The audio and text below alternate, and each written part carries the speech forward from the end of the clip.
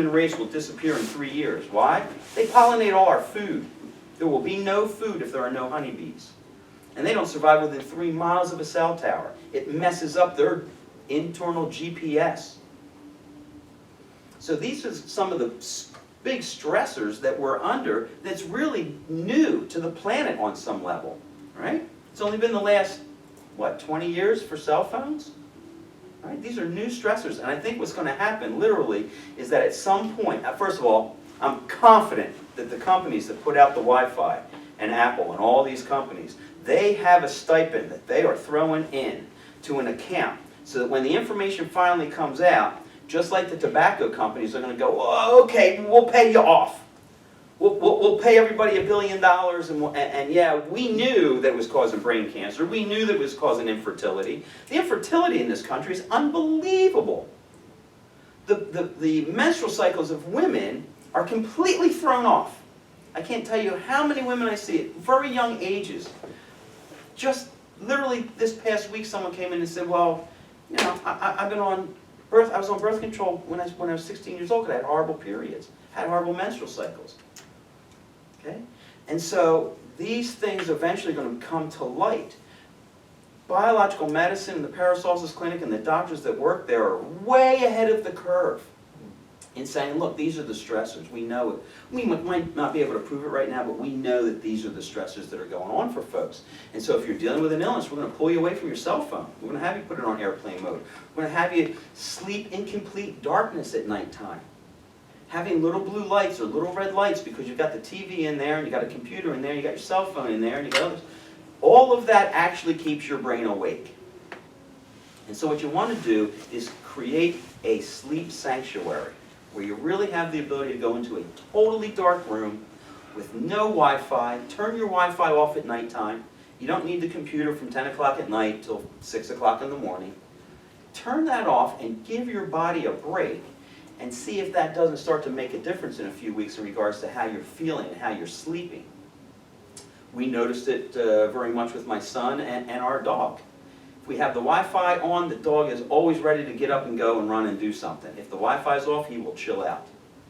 I find that my son Silas, who's going to turn 5 next month, he sleeps much better if the Wi-Fi is off. If the Wi-Fi is on, he tosses, he tosses and turns, and he asks for mom. Calls out at 2 o'clock in the morning, Mom, Mom. He's up, he's awake. If the Wi-Fi is off, the boy sleeps through the night.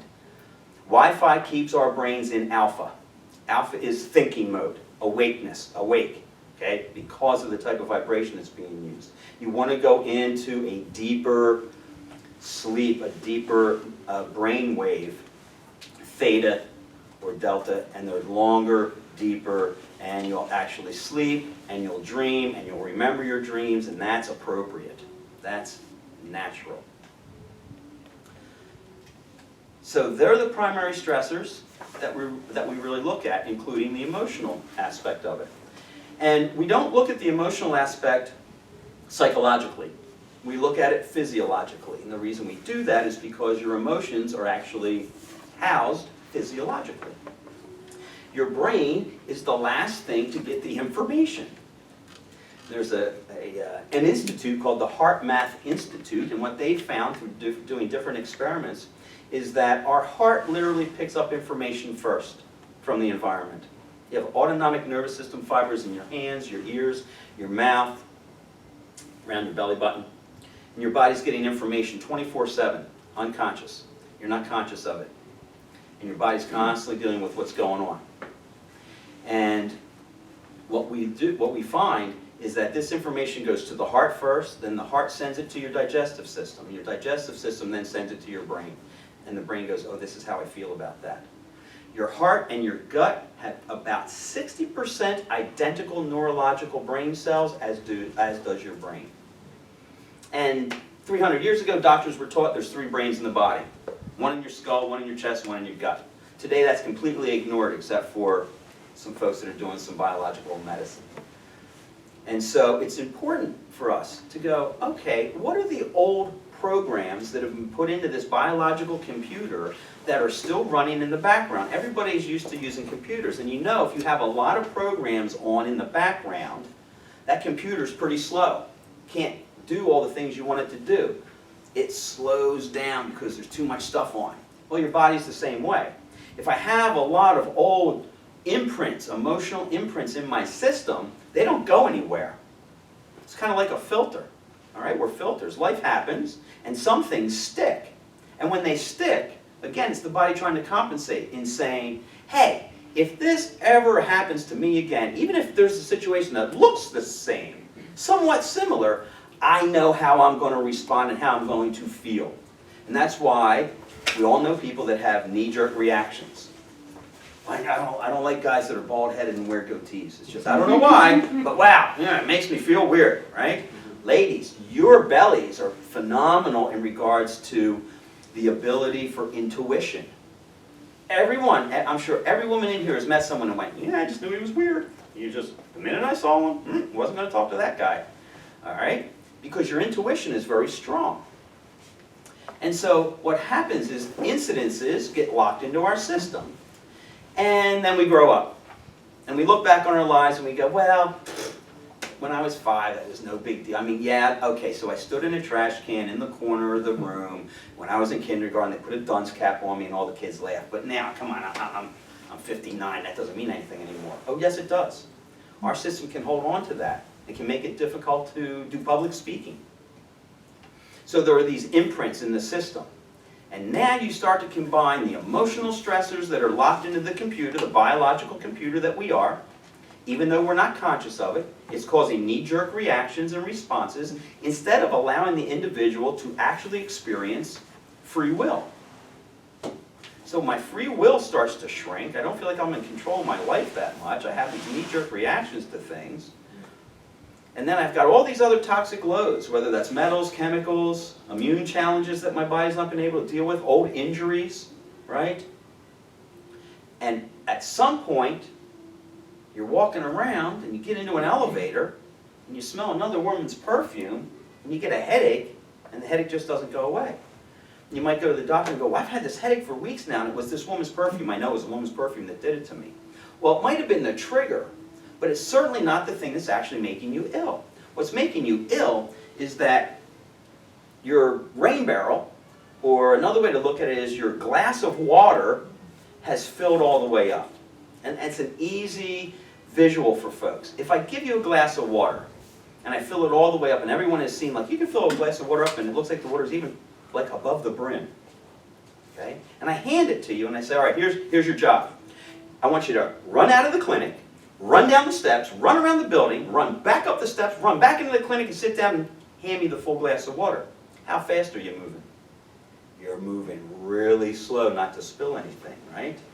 Well, what happens when people get ill? The whole system starts to move really slow.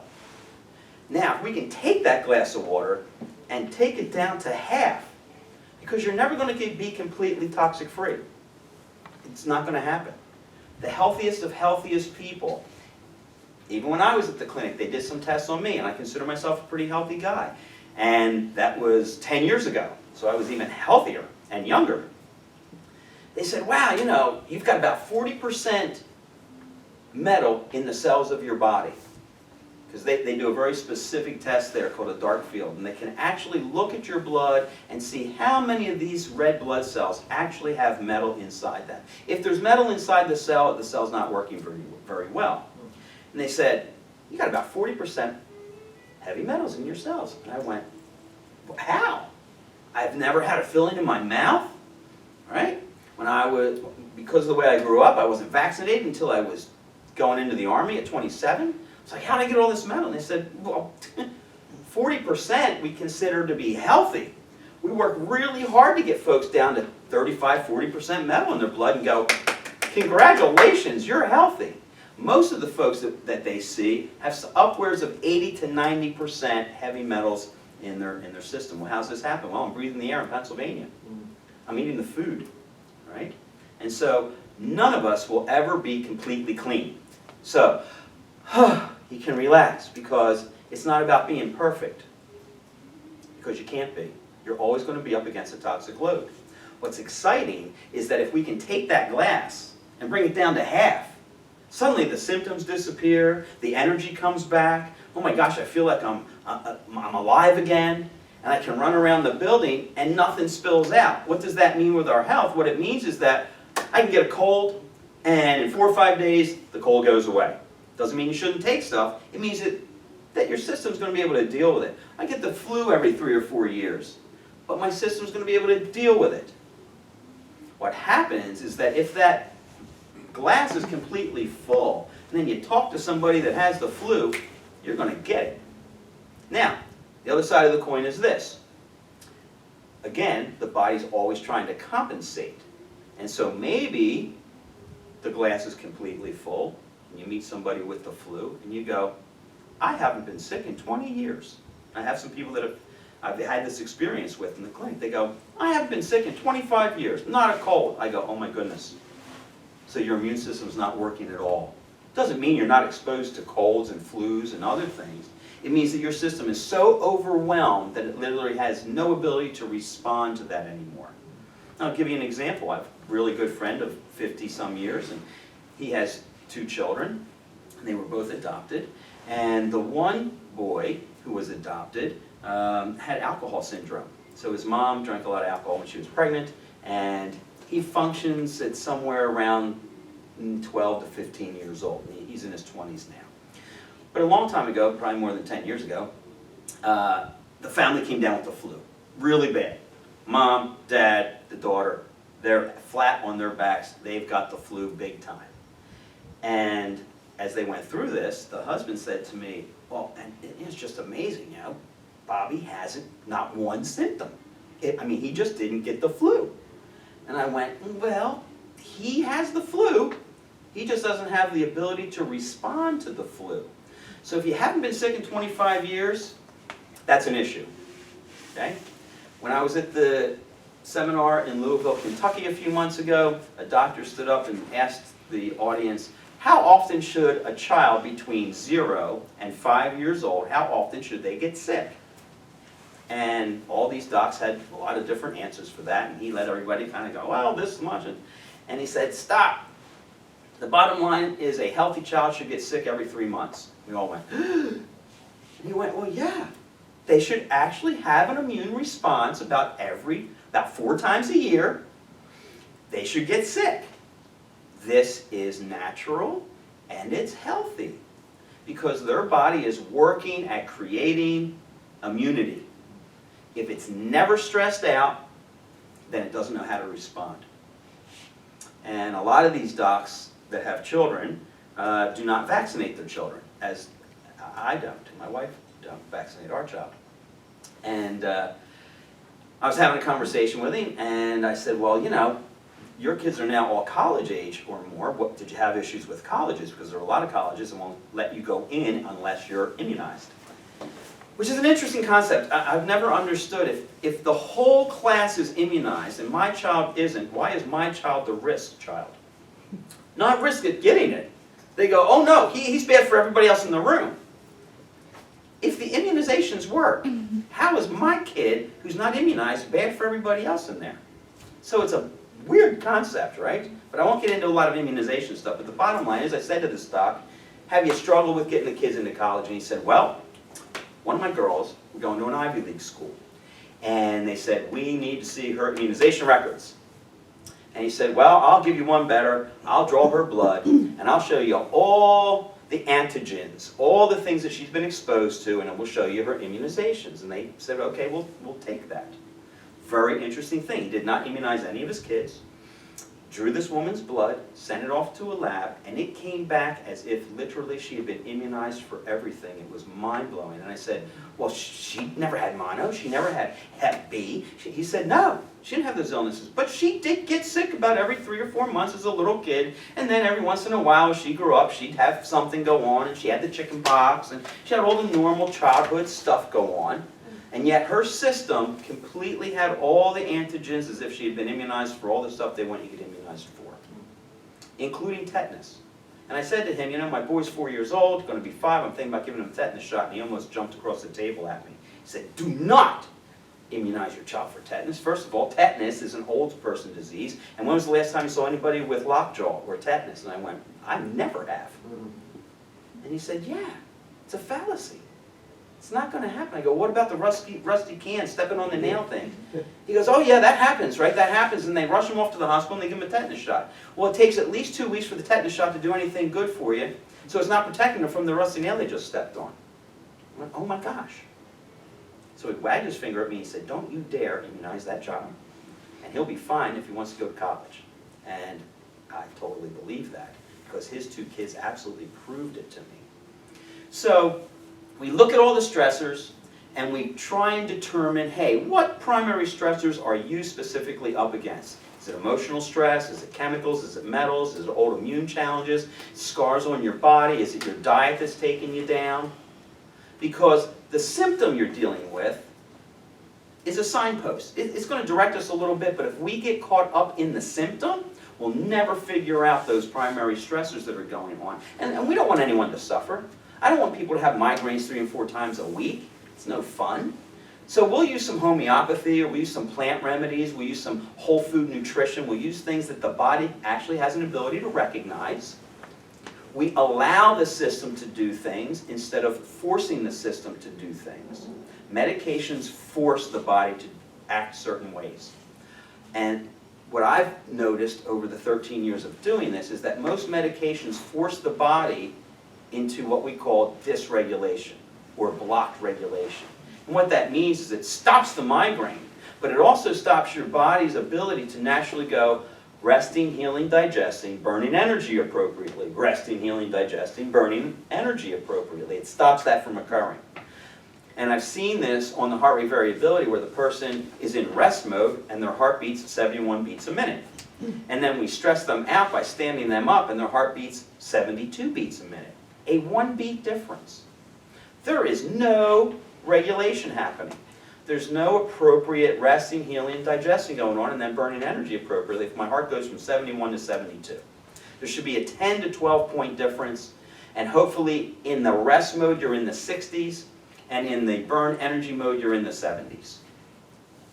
Quite honestly, we don't see that a lot. It's usually more like resting in the 70s and burning appropriately in the 80s. But at least there's a 10 to 12 point difference between the two, and I go, okay, you're regulating.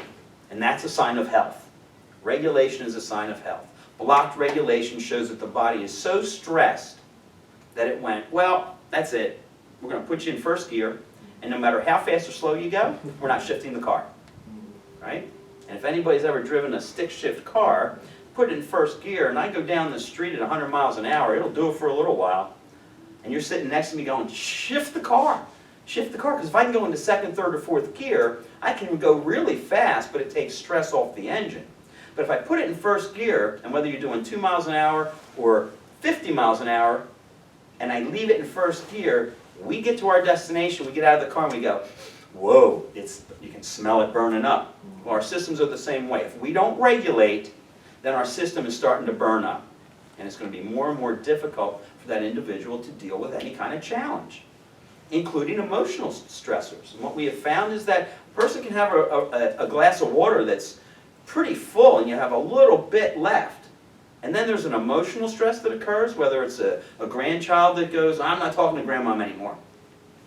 Or whether it's a husband and wife that argue and suddenly go, well, I'm thinking about divorcing. Whatever emotional stress may occur, and that tips the rain barrel over, that tips the glass over, and now the person falls into symptoms, and they don't actually relate the emotional stressor is the trigger for that. So we help folks in all of those ways by giving them tools to work with, by making sure the nutrition is good, making sure the body's not up against scars, making sure that that oral cavity is clean and not being toxed out once a day by doing Listerine. And if we have halitosis, if we have bad breath, it's either coming from your gut or it's coming from a dental foci. Okay? If we're eating fairly clean and our body's working appropriately, and this is something Dr. Rao talks about, your breath should not smell bad, nor should your sweat, nor should your stool. Not the kind of like, woo, who was in the bathroom? What's going on in there? Yeah, it's going to smell like stool, but it's not going to be offensive, right? My body odor should smell like body odor, but it shouldn't be repulsive. My breath should smell like breath, but it shouldn't be, whoa, you need a mint.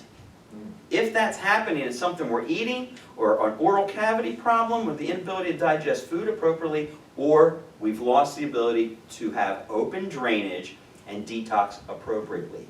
You breathe out more toxins on a daily basis than you get rid of in any other way.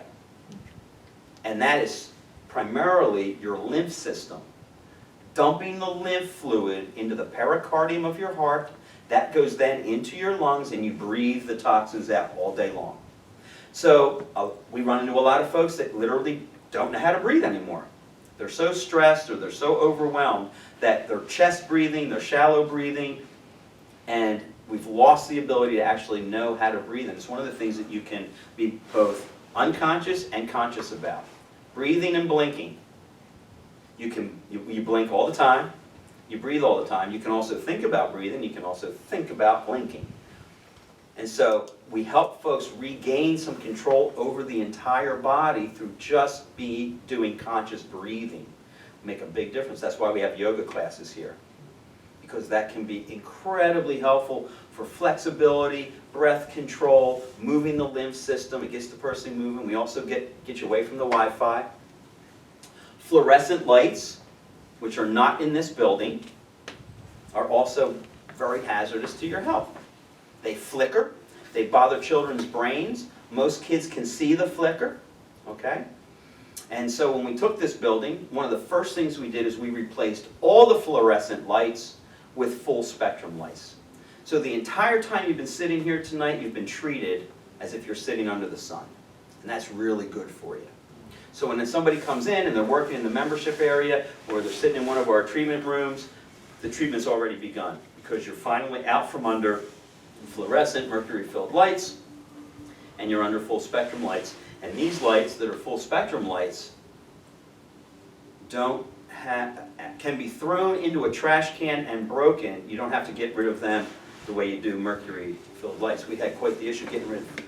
There's a lot of lights in here. We had quite an issue. We had a company come and actually take those lights away and dispose of them appropriately, because you can't just throw them in a dumpster and break them up because of the mercury load. They're in every single school.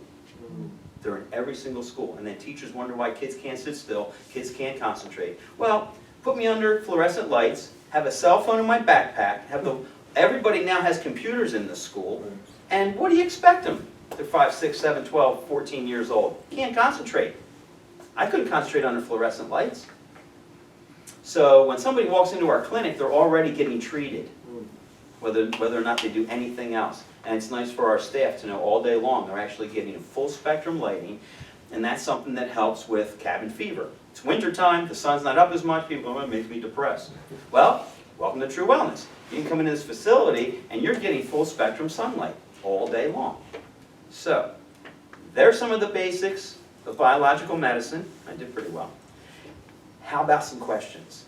Any specific questions that we can go over that might make sense, not make sense, and then I'm going to talk about the upcoming workshops. Who wants to go first? Go ahead. Do you treat Lyme disease? We don't treat anything, but we'll help your body actually get to the point where it can handle the Lyme disease. We have a lot of Lyme disease clients. And one of the things that we do is we ensure that the body is not up against a large heavy metal load, because Lyme and heavy metal go hand in hand. I was fortunate enough to be trained a little bit with Dr. Dietrich Klinghardt out in Seattle, and we periodically go out there and get some training. He's a fantastic biological doctor who specializes in Lyme, as well as some other things. And so I've gone through some specific seminars with him to understand Lyme, as well as with Dr. Rao. I've done some specialized training with Lyme. So we have a lot of Lyme clients, and one of the first things we do is make sure that heavy metal load is down, because Lyme and really the co-infections to Lyme are actually worse than the Lyme itself. Things like Babesia, Bartonella, the herpes viruses love Lyme, Epstein-Barr loves Lyme, to be involved with Lyme, and they like an acidic environment. And heavy metals will keep the body, the milieu, the internal environment, the fluid that the cells live in, it'll be very acidic. And so if we can calm the environment down to a more appropriate level, then the person's symptoms of Lyme start to fade away. And then we use very specific remedies to try and get after the bug itself. One of the things that Dr. Rao talks about when he talks about Lyme disease is he'll put a picture of a tick up, and he did this not too long ago in a seminar that I was at with a bunch of docs, and he put a photograph of a tick up, and he said, "What is that?" And everyone went, "It's a tick." And he said, no, what is it?" And we were like, "It's a tick." And he was like, "No, it's not a tick. What is it?" And then he finally said, "Count the legs. How many legs are on a tick?" Anybody know? 8. It is a spider. And he goes, "You have to treat a person with Lyme as if they've had a spider bite. And stop thinking of it as Lyme disease." Lyme disease happened because the first person to die from Lyme was in Lyme, Connecticut, right? About 3 miles off of Plum Island where Lyme was manufactured. It is not a natural disease. The US government has a patent on Lyme disease, and you can't patent nature. You can only patent something that a man or a woman has developed. It was a developed disease for biological warfare that actually got on a herd of birds, flew off the island, a man was bit in Lyme, Connecticut, and died within a few months, and they called it Lyme disease. So it's an interesting problem, but we treat it as a spider bite because they're spiders. Another interesting thing is that literally at this point, as far as I know, and what I've been taught with Dr. Rao, is that Asia has no Lyme disease. Europe, America, they've got Lyme disease. You can't find Lyme in Asia. Kind of interesting. They have deer, but they don't have Lyme. And I also believe that Lyme continuously changes over time. So it's not the same bug it was in 1984 or 85. It's a different creature now, and that is a pleomorphic concept, right? That those things will change and morph depending on what's being done to your environment. But we make it much harder for the Lyme to take hold by changing that internal milieu, and then eventually directly trying to go after the Bartonella or the co-infections that really cause the big problems for folks. We use the infrared saunas are very good for Lyme. I've got a gentleman who comes in and all he does is infrared sauna. So we utilize a lot of those types of therapies to help people feel better and start to regain their energy and their immune system's ability to deal with the Lyme disease. So what you're saying, you will never get rid of Lyme? I will say that you can probably get to the point where Dr. Rao may say, okay, your Lyme disease is gone. Yes. But I read Dr. Rao's boss books, and he said no antibiotics, but no antibiotics. Each Lyme doctors you go to, they push on you antibiotics. In America, sure. Yes, and that will always make the Lyme worse. I've never seen anyone recover from doing antibiotics, including intravenous But then antibiotics. what do you do? How do you treat Lyme? We treat it by taking the stressors off the body, by getting the heavy metals out. The way we treat it is by changing the environment so that the bug doesn't like living there anymore.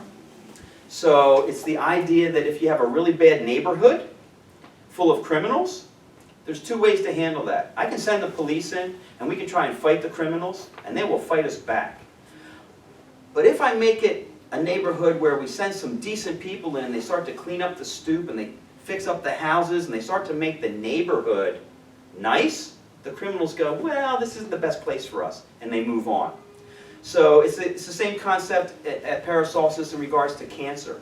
You know, attacking the tumor is one way to do it, but oftentimes what happens is you attack the tumor and the tumor's gone, and then 5, 6, 7 years later, cancer shows up somewhere else in the body. Why? The environment never changed. And these illnesses that we're talking about are internally, environmentally, the issue, right? So if my internal environment is conducive to allowing Lyme disease or cancer, all of us deal with cancer 300 times a year. You have cancer cells in your body all the time. But the immune system goes, hey, that's inappropriate, eat that up. But if my glass of water is completely full and the body goes, I'm dealing with all of this stuff, that cancer's alive, it'll ignore it and allow the tumor to grow. So it's not about attacking that which is attacking us, it's about changing the environment so that the things that are attacking us suddenly become non-pathogenic, right? We all have strep in our mouth, right? We all have strep. How come we don't always have strep throat? Well, it depends on the environment. Strep goes from pathogenic, I have a strep throat, to non-pathogenic. Or it goes from non-pathogenic and then my environment changes, or a stressor occurs and now it goes pathogenic and it makes me sick. If we don't have strep in our mouth, you won't live.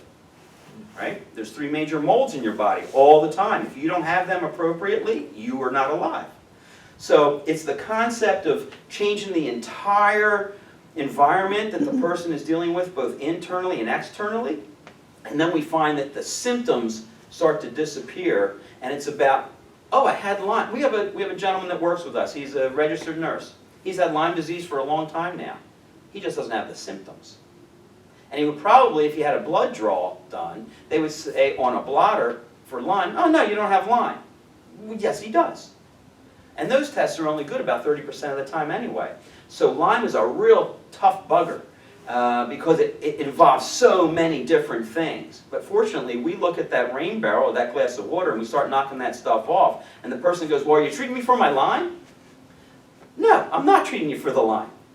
Right? We don't treat, cure anything in here or diagnose anything. What we're doing is helping that environment change so that that issue you're having, your body has the ability to deal with it. In his second book, Dr. Yeah. Rao gives like 3 protocols, like 3 different examples how they treat it. Yeah. Everything that you said they were doing, and also they were using like some pharmaceutical, some not antibiotics, but some kind of I don't know, herbs, or I don't know what is that. Yeah, pleomorphic remedies. He uses pleomorphic remedies. He uses Sanum remedies. Yes, and what is that, those Sanum remedies? They are similar to homeopathics, but they're not actually homeopathic. They actually have a little bit of the actual element in it. So if it's Mucor ramus, for instance, which is a particular mold, there's a remedy called Muc. And if the person's very congested and their blood is very thick and coagulating inside their body on some level, you can give them Muc, and it turns the system on to realize, hey, I'm not supposed to be doing this. So they're pleomorphic remedies. Do you have access to this? Yeah. Okay. Yeah, we use pleomorphic remedies, homeopathic remedies, herbs to some degree, plant tinctures, which are very, very powerful. From Switzerland that I like using a lot with folks, especially with Lyme. I tend to blend a couple of those together and find that that's very useful. We use another product called Jernigan, which is from Kansas. Okay. And they've designed a whole line of specific homeopathic remedies for Lyme disease. One more question. Yeah, sure. Not everybody talk mold. Mold. I read a lot on this subject, and I know people who thought they had Lyme disease, and apparently they had mold toxicity. No doubt about it. They said that mold toxicity and Lyme disease, they kind of hand in hand. Yes. I've never seen anyone with Lyme that didn't have a mold problem. So do you test here for mold? We don't do specific tests. I assume that they have mold just because of the education that we've had. So we're going to deal with the mold problem. And that's becoming more and more of a problem for folks. And they'll mimic a mold infestation will absolutely mimic symptoms of Lyme disease. I have a family, an entire family that's dealing with that right now. And they all look like they have symptoms of Lyme. It is not Lyme, it's mold and the inability